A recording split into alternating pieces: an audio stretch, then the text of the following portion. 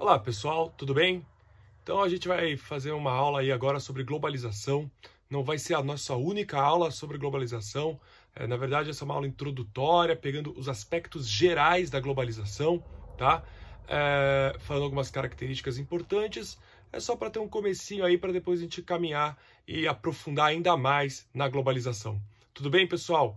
Aqui é o professor Renato Araújo, Geografia com Renato Araújo. E não esquece no final do vídeo de esperar aí a sua dica de filme sobre globalização. Vamos lá, galera? E aí, pessoal, tudo bem? Então vamos falar um pouquinho hoje aí sobre globalização, sobre esse processo de globalização, que é um processo que vem se aprofundando no mundo já há bastante tempo, né? Pelo menos nos últimos 40 anos, a gente tem visto a globalização se aprofundar de forma muito forte no mundo inteiro.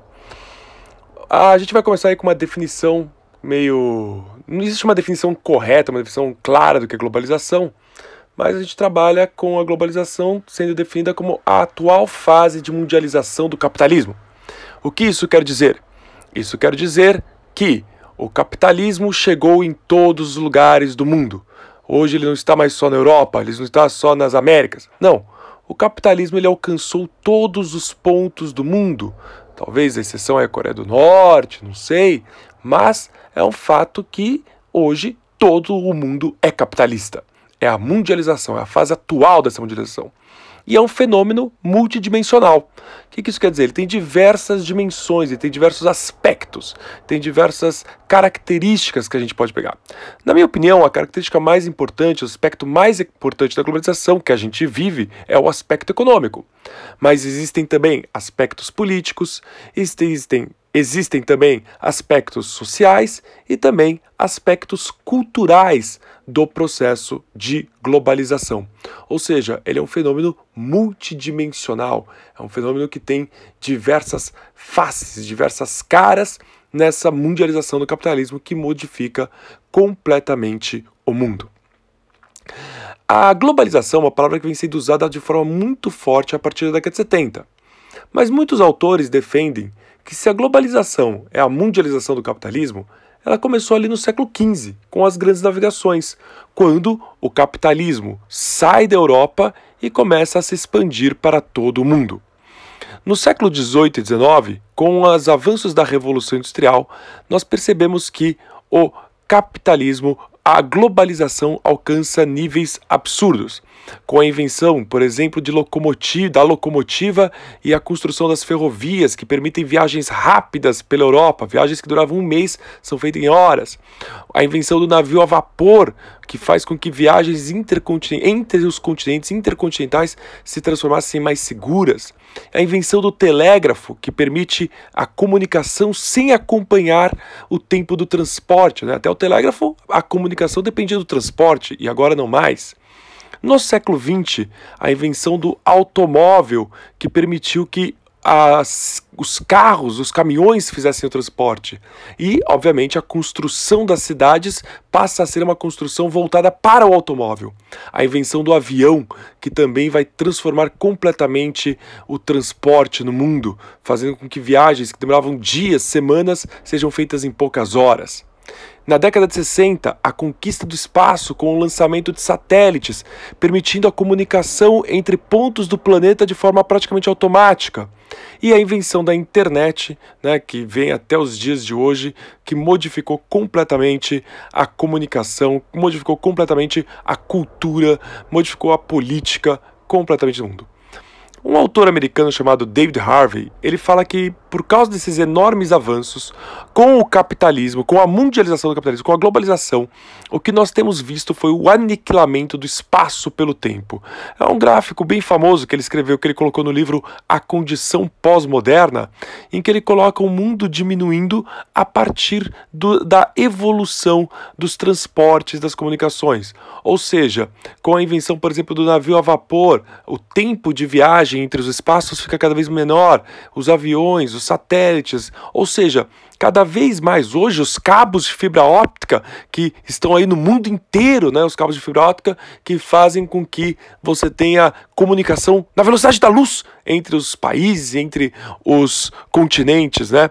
E isso fez com que desse a entender que o mundo está menor, né? Há uma questão, será que o mundo está menor para todos? Será que o mundo ficou menor para todas as regiões ou somente para alguns, né? Só para os centros de controle? Essa é uma questão que se coloca no mundo de hoje.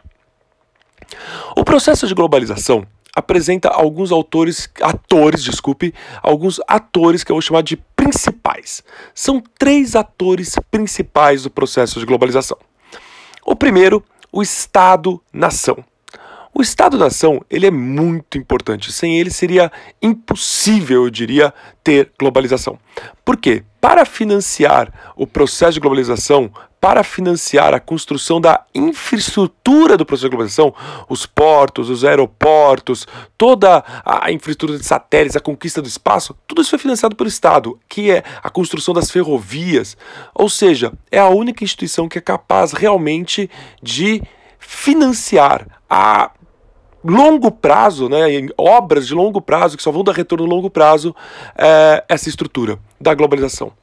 As empresas globais. Aqui tem 3 palavrinhas que também fazem, que você vai ter que colocar na sua cabeça para entender como as empresas globais são importantes, são atores principais da globalização. Mundializar. O que é mundializar? Atualmente, as grandes empresas produzem componentes no mundo inteiro. Então, elas produzem componentes na China, na Índia, no Taiwan, Singapura, Estados Unidos. Esses componentes vão para um lugar onde são montados um produto numa empresa que não é a empresa global. Se você for ao Japão, você não vai encontrar a Apple, uma fábrica da Apple na Coreia, etc. Você vai encontrar fábricas de componentes.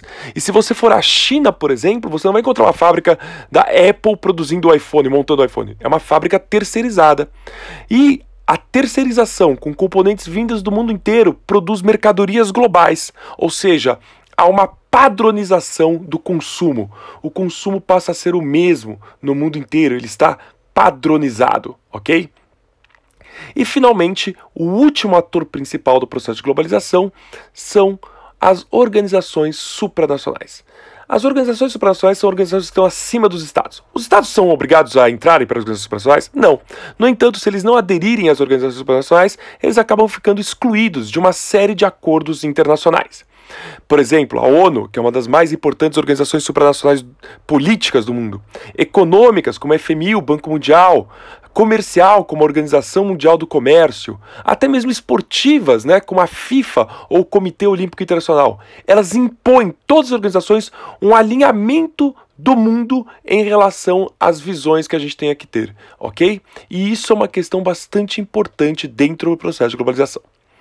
Além desses 3 atores principais, nós temos atores que eu vou chamar aqui de coadjuvantes do processo de globalização. Começando aí com as instituições financeiras, né? Instituições financeiras é um nome bonito para bancos, né? Então, quando a gente fala dos grandes bancos hoje, né, das grandes conglomerados bancários, eles estão atuando hoje no mundo inteiro. E eles, com o avanço das telecomunicações, com o avanço dos transportes, com o avanço principalmente da informática, permitem que a circulação de dinheiro não respeite a fronteira, ou seja, a circulação de moeda hoje, ela não respeita as fronteiras dos estados, fazendo com que bilhões de moedas, seja dólar, euro, seja qual moeda for, ela possa sair de um estado e ir para outro sem respeitar as fronteiras. Os paraísos fiscais. O que são os paraísos fiscais? Paraísos fiscais são regiões do mundo, países muitas vezes do mundo, que facilitam a circulação, a aplicação de dinheiro de grandes grupos de capital, ok? Ou seja, você ganha a sua renda num país onde os impostos são altos, por exemplo. Você coloca o seu dinheiro, você faz seu dinheiro render num paraíso fiscal, onde os impostos são baixos e você tem sigilo fiscal, fugindo dos impostos do seu país. Muitos chamam isso de lavagem de dinheiro, e é lavagem de dinheiro, obviamente, né? O escândalo do Panama Papers ficou bem conhecido sobre isso. E também há, por causa disso, nesses países a acusação de que eles escondem dinheiro não só de fuga de tributos, mas também de tráfico de drogas, pessoas, armas e por aí vai.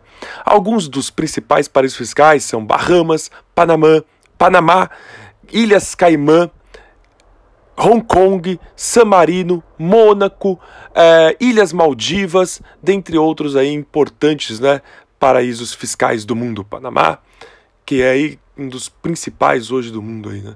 Junto com alguns da América Central, Uruguai, alguns chamam também de paraíso fiscal. Um outro ator coadjuvante, as cidades globais. As cidades globais são elas concentram os centros de decisão do mundo inteiro.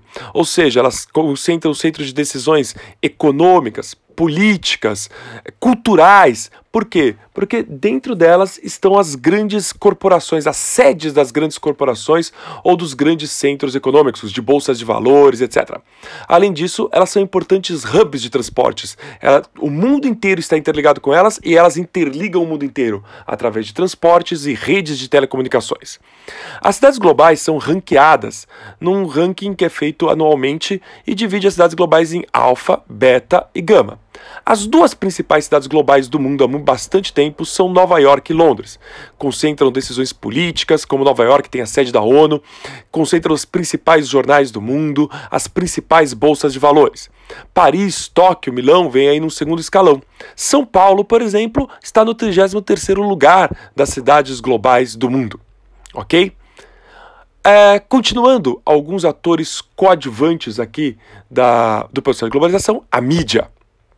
Hoje, grandes conglomerados de mídia, grandes grupos de mídia acabam colocando para o mundo uma única verdade, uma única história da globalização, uma única visão da globalização. A visão de que a única forma de desenvolvimento é através do consumo. Ou seria do consumismo, né? Que o consumo é a única forma de felicidade. E por que elas fazem isso? Porque a mídia é financiada pelas grandes empresas globais que precisam, obviamente, vender suas mercadorias. Essa mídia que impõe pra gente uma única visão de globalização é a mídia dominada por alguns grupos, como Fox, Disney, como, por exemplo, a CNN, como, por exemplo, Google, Facebook, entre outros grandes grupos de mídia aqui no Brasil e no mundo.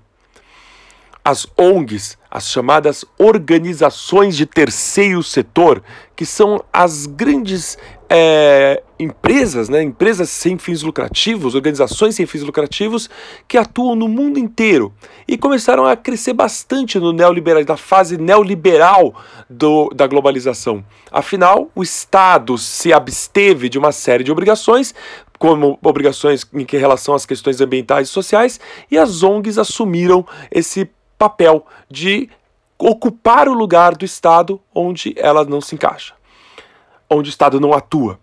E por fim, um sexto aí importante ator coadjuvante, o turismo. Nos últimos anos, o aumento do fluxo de turistas no mundo inteiro, especialmente nos países ricos, países europeus, Estados Unidos, Canadá e Japão, e a China nos últimos anos, fez com que o turismo se tornasse uma verdadeira indústria. E isso fez com que tivesse consequências enormes, né? Como, por exemplo, a turismofobia, países europeus que já não querem mais receber turistas, porque acusam esses turistas de estarem destruindo a sua cultura local, aumentando preços dos imóveis, etc, etc. O Brasil, ele fica bastante complicado na questão do turismo. É um país, digamos, mal localizado, né? Uma vez que ele está longe dos centros ricos do mundo, que tem turistas para viajar.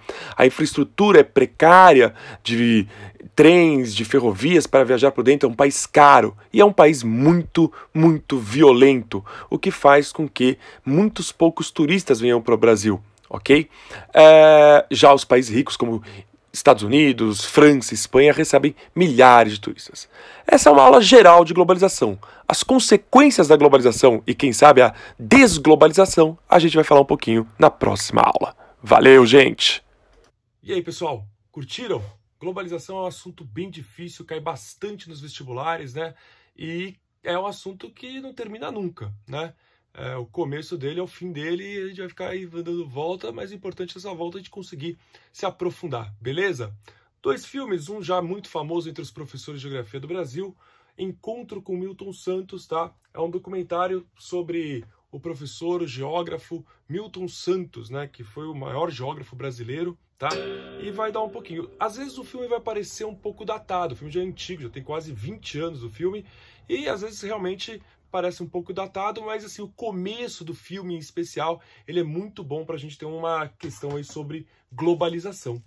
Um outro filme que eu gosto muito, e pode não parecer sobre globalização, mas é um filme chamado Babel, tá? Na verdade é uma trilogia do Alejandro Árrurez, não sei o nome dele até hoje, tá? É o mesmo diretor de Amores Brutos e 21 Gramas. Amores Brutos, 21 Gramas e Babel. É uma quase completa aí, uma trilogia, apesar de não parecerem serem tão conexos. E Babel vai falar um pouquinho sobre uma história em que o mundo inteiro praticamente é afetado por essa história. Eu acho que vale a pena para a gente entender um pouquinho do que é essa tal da globalização. Valeu, pessoal!